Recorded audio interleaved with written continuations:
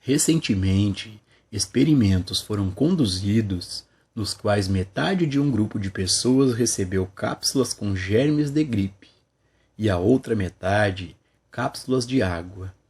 Todos eles acreditavam que estavam recebendo os germes de gripe e aproximadamente a mesma porcentagem em cada grupo pegou o resfriado.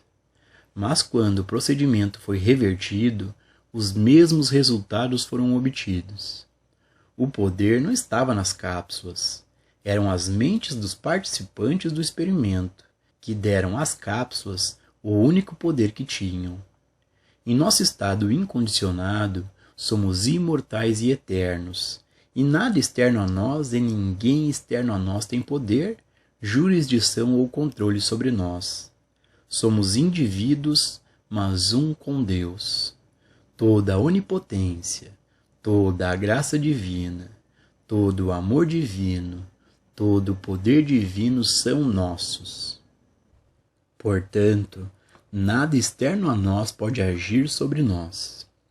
Se nos permitirmos ser condicionados pela aceitação de crenças e medos universais, eles agem sobre nós da mesma maneira que agem sobre o resto da raça humana, e nos tornamos vítimas deles.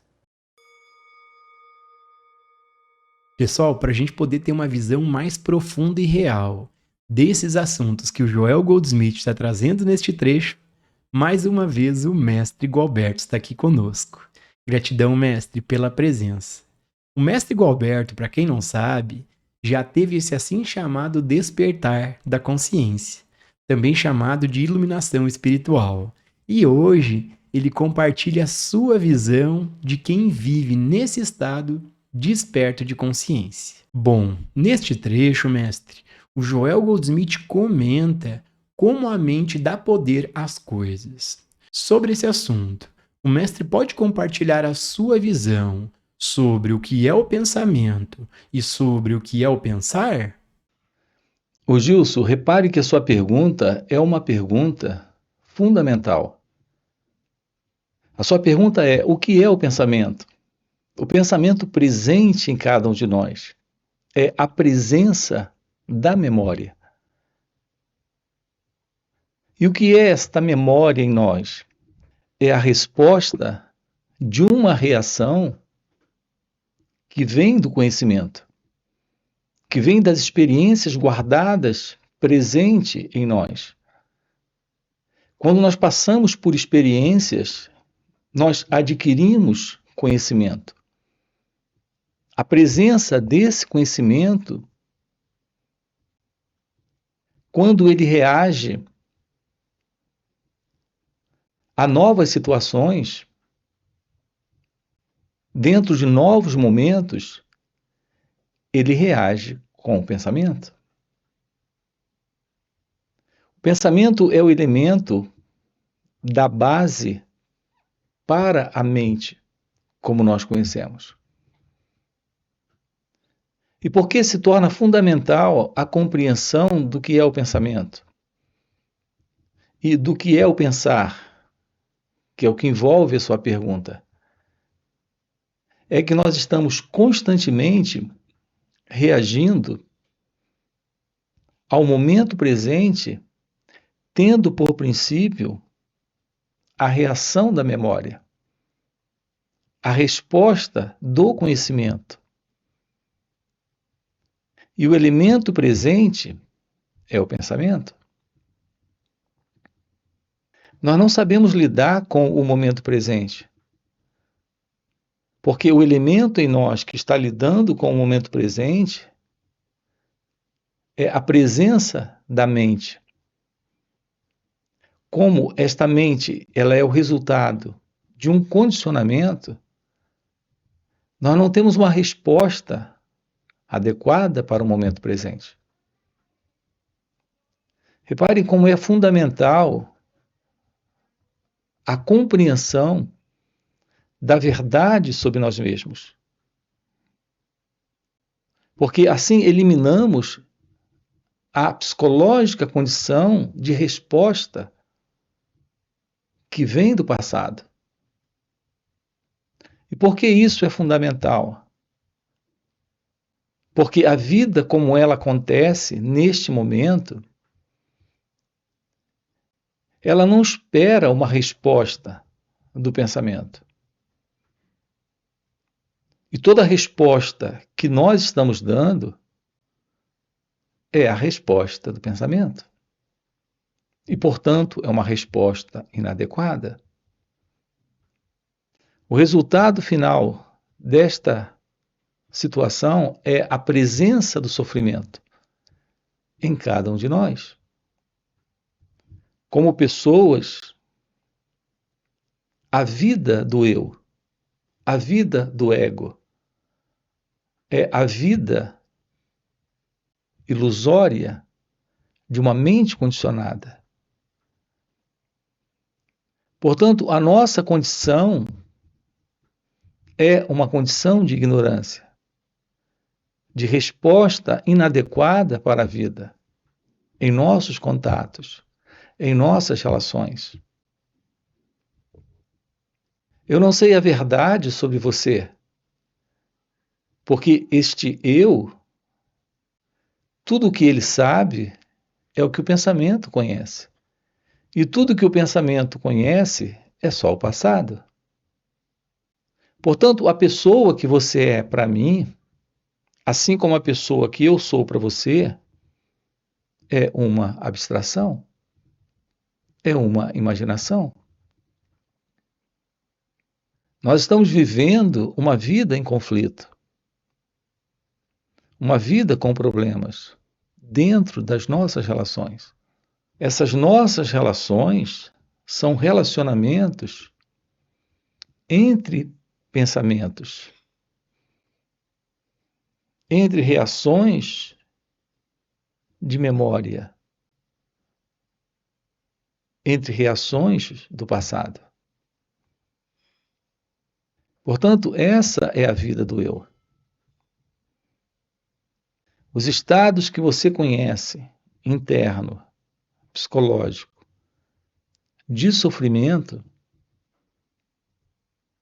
são estados para um elemento que sofre. O elemento que sofre é a própria presença do pensamento condicionado. Quando você usa o pronome eu, você está se referindo a um conjunto de memórias, de reações do passado, de pensamentos. Não existe este eu. Nós estamos diante de uma ilusão. A ilusão de uma identidade presente, se relacionando com a vida, se relacionando com o outro, se relacionando consigo mesmo. A falta do autoconhecimento nos coloca em uma alienação, em um completo distanciamento da beleza da vida, da verdade sobre a existência, da não ciência daquilo que aqui está presente, como sendo a única realidade, que é a verdade divina. O propósito na vida é a ciência da verdade de Deus. É o que nós estamos aqui investigando com você. É por isso que nós precisamos descobrir o que é lidar com o pensamento, sem a ilusão de alguém, sem a ilusão deste mim, desta pessoa. A pessoa que eu acredito ser, este alguém que eu acredito que sou. Isso é basicamente pensamento? Não é real? O pensamento é um elemento simples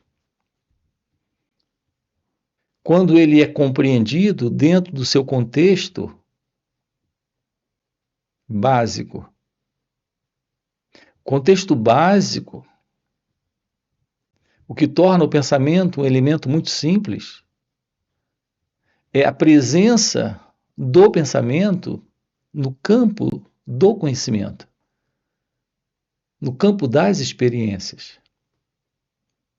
Mas quando estas experiências estão a serviço de um experimentador e todo o conhecimento a serviço de um conhecedor, agora aqui nos deparamos com uma ilusão, com a separação entre o elemento que é o conhecedor e o conhecimento que ele tem, entre o experimentador e a experiência que ele tem. Não existe este experimentador, não existe este conhecedor. O que temos presente é a vida acontecendo. Ela acontece como uma experiência. Ela acontece como um conhecimento. Do ponto de vista prático, técnico, o conhecimento é necessário, a experiência é necessária, mas apenas no campo técnico, prático, funcional. A lembrança do seu endereço é um pensamento, é também um conhecimento e uma experiência. Então, neste nível, o pensamento é necessário. No entanto, psicologicamente, um elemento que é o conhecedor não é necessário. Este conhecedor carrega uma imagem, uma ideia, um conceito sobre a vida, sobre o outro, sobre ele mesmo. Este conhecedor é o sentido de pessoa, é o sentido do ego. É o elemento que se constitui, se coloca, se posiciona como o centro da vida. Não existe tal coisa como este centro. Ele está assumindo um lugar irregular, equivocado.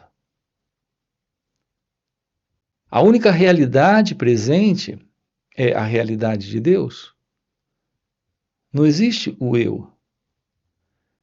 Mas o eu passa a existir com base em uma projeção do pensamento, em uma imaginação do pensamento. É aqui que nos deparamos com a separação.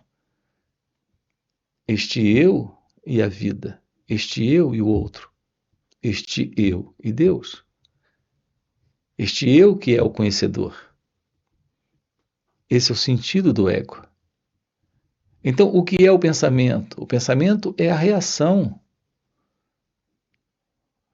é a resposta do conhecimento, com base no pensamento, com base na experiência. A resposta desta reação é a presença do pensamento, do conhecimento. De uma forma funcional e prática, quando você pergunta para mim o meu endereço, eu tenho a memória, o conhecimento e a lembrança. E, portanto, a reação minha é natural que seja uma reação de memória. Neste nível, tudo bem?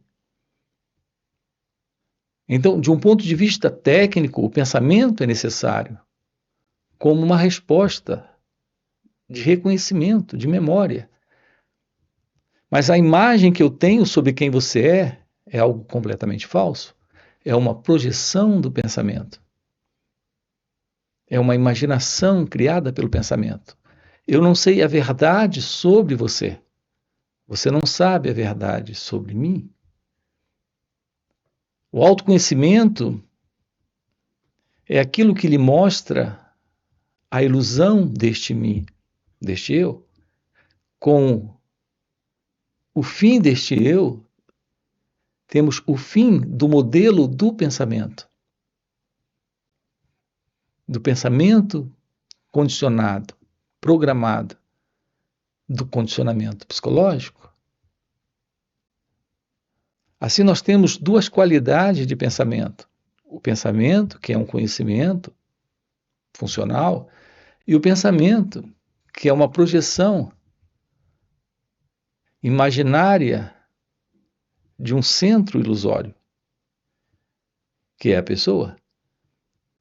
É a qualidade de pensamento psicológico. A ciência da verdade é a liberação desta ilusão, é o fim para esta ilusão.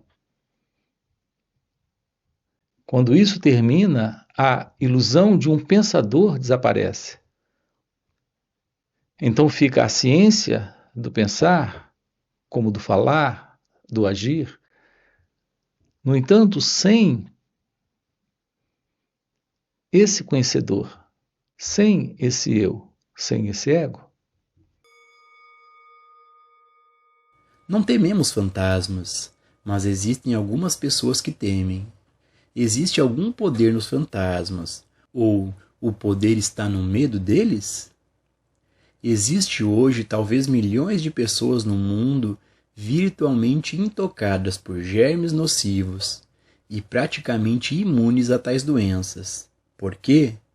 É porque há menos germes em seus sistemas do que em qualquer outra pessoa? Ou é porque aceitaram a onipotência, porque concordaram que todo o poder de Deus é dado a eles, não aos germes, ou ao tempo, ou ao clima? Deus dotou cada um de nós com seu poder. Deus nos deu domínio sobre tudo o que existe na terra, sob a terra e acima da terra. Renunciamos a este domínio, permitindo-nos ser condicionados pela ignorância do mundo e pelos medos do mundo. Neste trecho, o Joel Goldsmith comenta sobre o medo. Dentro desse assunto, o mestre pode compartilhar a sua visão, porque fugimos dos nossos medos? O que é a fuga da realidade? Ô Gilson, o contato com a vida, neste momento, requer a compreensão da vida como ela se mostra. Nós temos que investigar aqui a questão do medo. O que é o medo? O medo é a presença do pensamento. Quando o pensamento se projeta a partir do conhecedor, do experimentador, a partir deste eu, ele se projeta. Quando ele se projeta para o futuro, com base em lembranças que ele tem de experiências que ele viveu, ruins, desagradáveis, ele projeta uma situação ruim. Repare que quando você está com medo, é a presença do pensamento se projetando para o futuro. Quando você não deseja algo que possa voltar a acontecer, que você viveu no passado. Este é um exemplo do medo, mas existem inúmeras formas de medo. E todos os medos, nele há uma relação direta entre o conhecedor, que é o eu, e o pensamento, que é a imagem, sobre o futuro ruim para este eu. A presença do medo é a presença do pensamento. Você só pode sentir medo em razão da presença de um pensamento acerca de algo que poderá acontecer de ruim para você. Você não tem, neste instante, qualquer medo quando o pensamento não está. É a presença do pensamento que lhe fala de algo ruim para você. Quando o pensamento configura cenas, imagens de susto, de temor, então temos a presença do medo. E o velho movimento em nós é na tentativa de fugir, escapar. Nós precisamos tomar ciência do que é o pensamento. Porque com a eliminação do pensamento, temos a eliminação do medo, e não a fuga. Em geral, o nosso comportamento é de escapar. A tentativa de abafar o pensamento. Então, algumas pessoas vão beber, outras vão comer, outras vão se distrair, vão assistir filmes. Qualquer coisa que você possa fazer para escapar, para se distrair psicologicamente daquele modelo de pensamento, você faz. No entanto, isso não resolve. Será que podemos eliminar das nossas vidas o medo? Isso requer que você entre num contato direto com o pensamento, eliminando a ilusão deste pensador sobre o pensamento. Então se revela a presença da imagem que causa medo. Quando não temos esta separação entre este eu e o pensamento se dissolve. Repare que é quando o pensamento está presente que o medo está presente, porque o eu está presente.